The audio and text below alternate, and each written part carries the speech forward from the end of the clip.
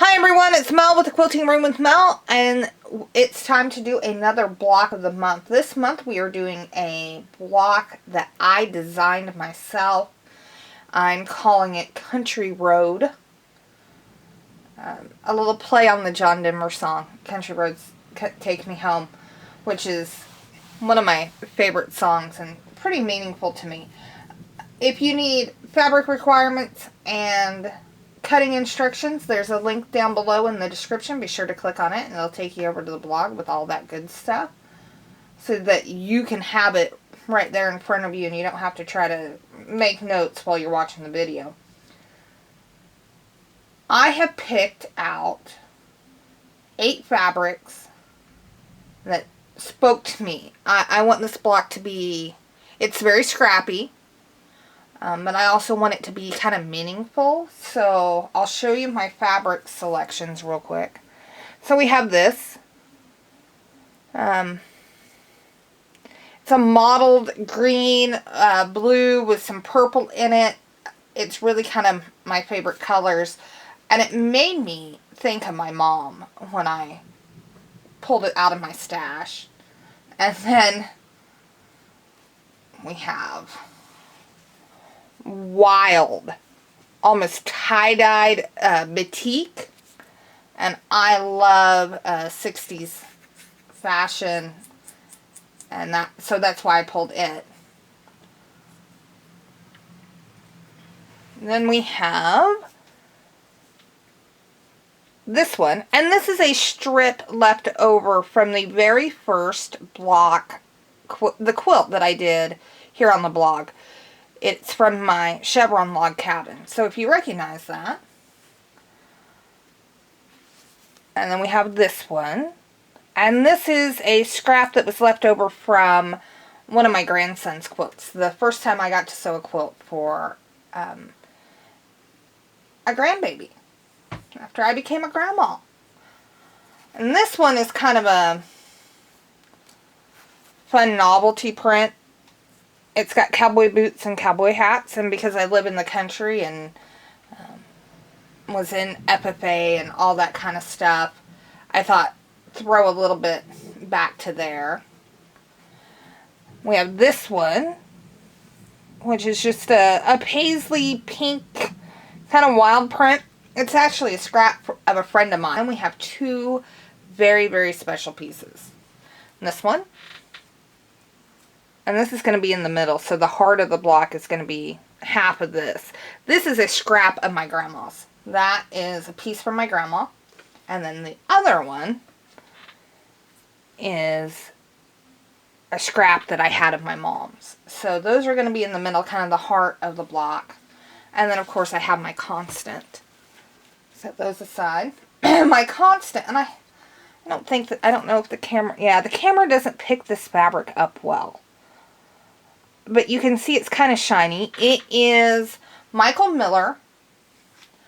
Fairy Frost, I believe is the name of it. There's a link for it in the blog post. So if you click on the link to get the cutting and fabric requirements, there is a link for it there. It is so pretty. It's a white fabric with silver glitter on it. And I love glitter. I'm a glitter fiend. So we have some glitter. And now we're just going to make strip sets. Real simple. I'm not going to show you all 8 fabrics being turned into strip sets. I will show you 1 or 2. But I'm sure you guys can figure it out.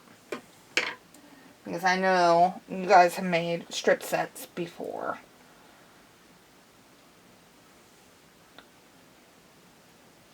Just lining everything up. If you hear some thundering in the background, I am getting some storms. Nothing real severe, but there is thunder and lightning.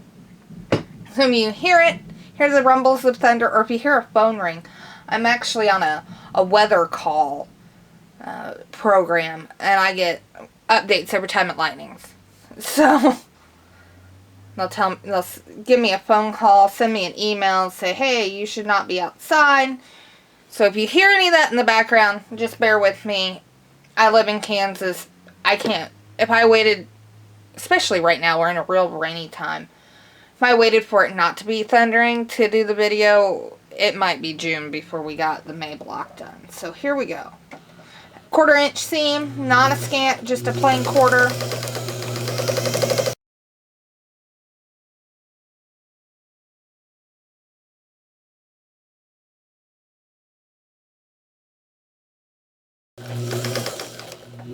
And there we go, down to the end. And I don't have enough on this strip to put another strip. If I did, I would just butt the next fabric up.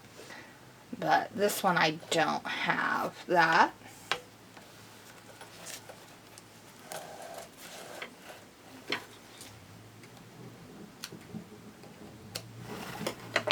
And there we go, we have a strip set made. I'm going to iron all of mine to the scrappy side, not to the white side, because that's where my dark's at. Okay, I wanted to show you how I was going to butt up another piece of fabric if I had a section like this left. So what I'm going to do is I'm going to go to the bottom of my stack where my shorter pieces are and look for one that will fit. Obviously this is too long, so it's going to be my 2 short ones that would fit there. And all I do is I line up that edge. I don't cut my fabric. I don't cut my thread. Just line it up, hold it there, and just keep sewing until it catches.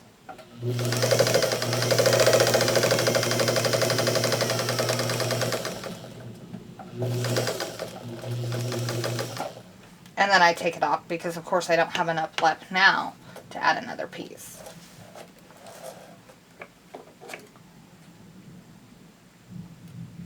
And that just helps save fabric. Okay? Just continue doing that with all your strip sets, all your strips until you have everything married up, and then we'll press, and then we'll meet back to cut. Okay, I wanted to show you guys the layout before we get started sewing. And I'm freehanding this and it's above me, so I'm having a rough time seeing what you guys see. Hopefully you can see the whole block. I think so, and not too much of my junky craft table. So I wanted to show you, it's a road. And we start up here at the top and we go all the way around, come down here, and turn, and go back up. And we just keep going around, and around, and around till we get to the center. And the center's kind of a spinny pinwheel type effect. Okay? I will have a picture of this on the blog so that you guys can see it and study it so you can lay yours out. And we're going to sew columns and then sew rows. Okay? And you'll get that when you see us sew. Okay, I have my column 1 and column 2 paired together. I flipped column 2 over on top of column 1. Okay, so this would be column 1 back here. This is column 2 on top. Some of them will have seams to nest. Okay, and some will not. So if they have abutting seams, nest them, keep those together. If they don't, just keep your top and bottom together. And we're just going to chain piece. You guys have seen me do this before. The important thing is to keep column 1 on the bottom, column 2 on the top.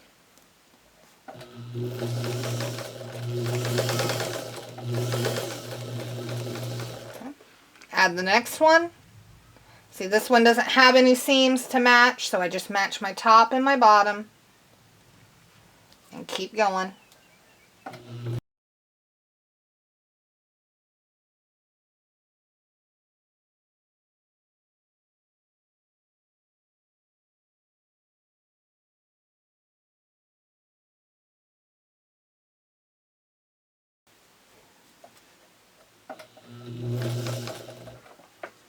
always like to start and then butt up that seam. That way I know the feed dogs don't grab something. You know, like grab the bottom one and throw it off a little bit. And I don't have the pin.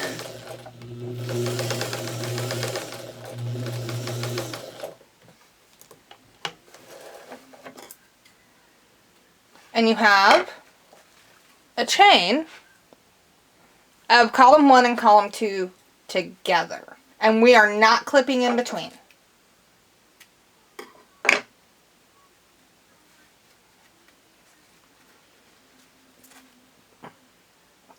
Now, what I will do is I'm going to stop, I'm going to press, and I'm going to press each one, every other one a different direction. So if I go to column 2 on the first one, on the second row, I'm going to do column 1, 2, 1, 2, 1. Actually, I'm going to go 1, 2, 1, 2 to keep everything lined up. And then we'll pick up column 3 and attach it. And we'll be back in just a second. Okay, so I pressed open my chain. And of course it's a little, you know, it's going to spin on us, but that's okay. We know which way it goes. And now we're going to, I picked up my third column of pieces, and we're just going to sew those onto our chain. Now this column will probably have more seams to butt up than we did on the first column because we're extending our road. You know, on the column 1 and column 2, that was where we had turns happening, other fabrics coming in, they didn't line up. But this time we will have those. Again, I always start, then make sure my seams are nested together. And then take off.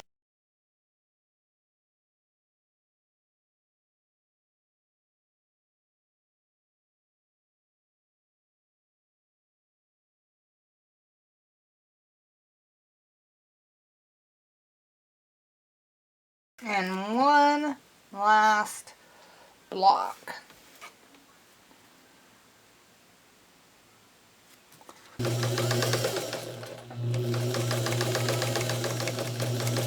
Okay, and that's it. I've got column 3 sewn on. Here we go. We have 3 columns done. We have more to go because there's 8 columns. Okay, I'm back. I have all my rows sewn together, and they're sitting over here on the left-hand side of my machine. But I wanted to show you something. They're in 2 pieces again. Okay. I had all that nice little webbing, so I didn't have to worry about which, you know, getting my rows messed up. And in the middle of the block, as I'm doing my columns, I goofed one of those little pieces, sewed it in wrong, didn't catch it until I was like 3 columns over.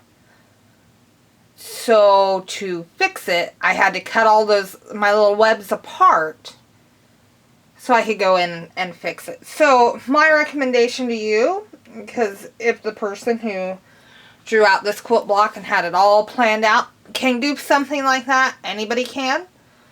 And it's okay. We all do it. I mean, everybody has goofed the block that way.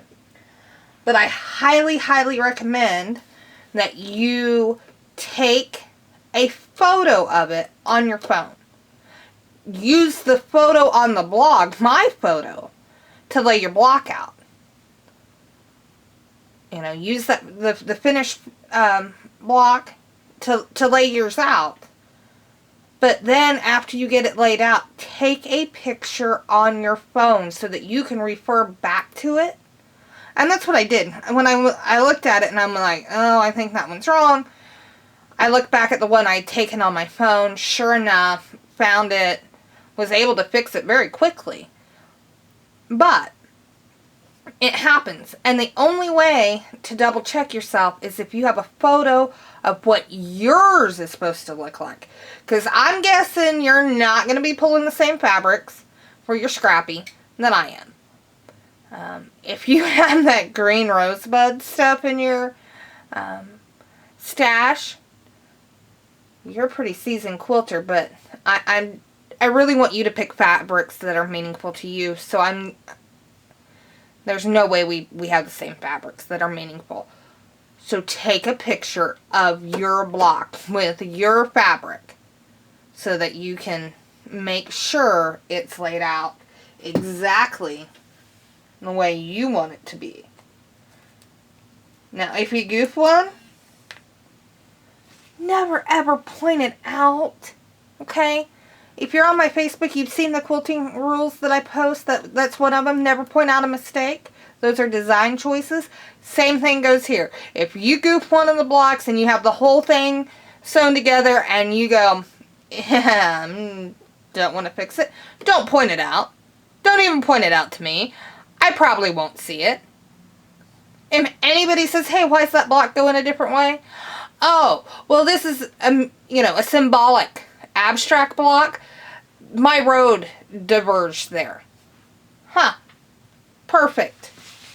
Don't tell people your mistakes. So now we're going to sew rows together. Hopefully your block is still one piece and you didn't have to pop it apart. So what we're going to do, and I want to show you my pressing. Let's do this. Real friends never look at the back of your quilt top, but today, my friends, we're looking at the back of mine. Every seam is going one direction, okay? They're all going one direction. Same thing on this one. All going one direction. That's because, two reasons. Excuse me. I want to be able to nest as many seams as possible, because that will keep our block, all sized up, all squared up, and we won't have to, worry as much at the end. The other thing, the more spots you have to match, the more precise your block becomes. Even if some of them technically probably don't matter, it just looks better in the final, and it's going to lay flatter. And I like a flat quilt block. So I have my rows matched up.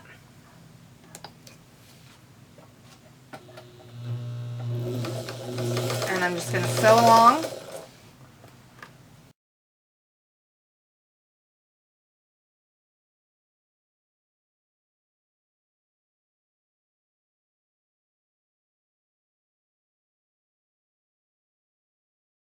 Now, on any other quilt block, if I was doing something like this, I'd grab the next two and just chain piece it in. But because this is such a tedious block with, the fabrics having to line up, I don't want to switch. So like I have row 1 and 2, my next pair would be 3 and 4. I don't want to switch that. I don't want to end up going 1, 2, 4, 3. I want to keep going 1, 2, 3, 4, 5, 6, 7, 8. So I'm going to cut my thread. Now, if you got to keep the webbing, you would cut it anyway because they're all webbed together and you're going to have to move on to the next row. Get this opened up so we can see it.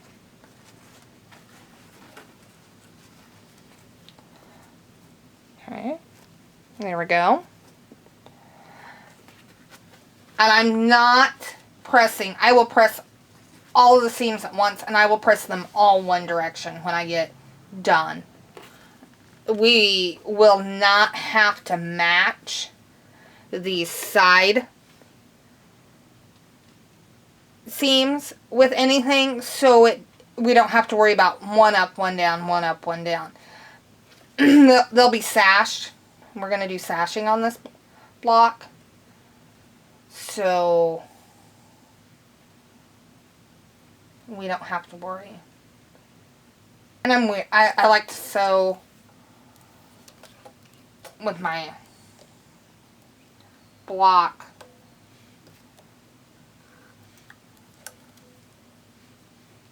The bulk of my block out to the left side of my machine. I had to pull some more thread out so that I did not pull when I went to make that first stitch that my needle didn't come unthreaded.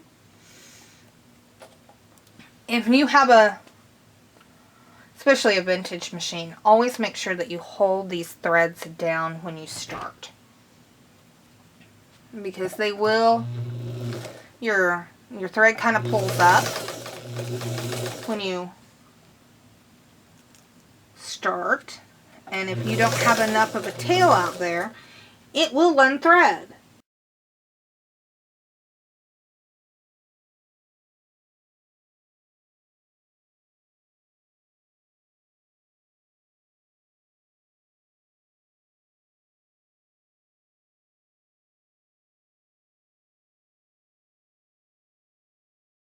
Just looking at everything, making sure, you know, my points are pretty good. You know, intersections are pretty good, because, you know, when you iron it, they may shift just a little. So I am going to finish sewing the rest of my rows on. I'll press the block and we'll finish up. Okay, so we have our block finished. We'll look at what we can of it on the screen. I know it's really hard to get all 17.5 inches of a block into the camera frame. If your block's a little big, go ahead and trim it down to 17.5. If it's just a hair under, which I know sometimes that happens, go ahead and go back and repress it. You'd be surprised how many inches you can gain from pressing a block again. A lot of times I've gained as much as a half an inch. So if you're at 17, go back and press it. You have 17.5 there. Just repress. But that's it for this week. Join me next time when I have another video for you. Don't forget to check out the blog. We have a new address at the blog. We are now www.quiltingroomwithmel.com. Again, that address is www.quiltingroomwithmel.com, and there's a link down below in the description, so you can find it. Be sure to check me out on social media, where I am Home Ec with Mel, or just Home Ec Mel. On most of it, I'm just Home Ec Mel. So if you look up Home Ec Mel, you'll find me on Facebook, Twitter, Instagram, Pinterest, here on YouTube. You'll find me. Thanks, everybody. I'll see you next time.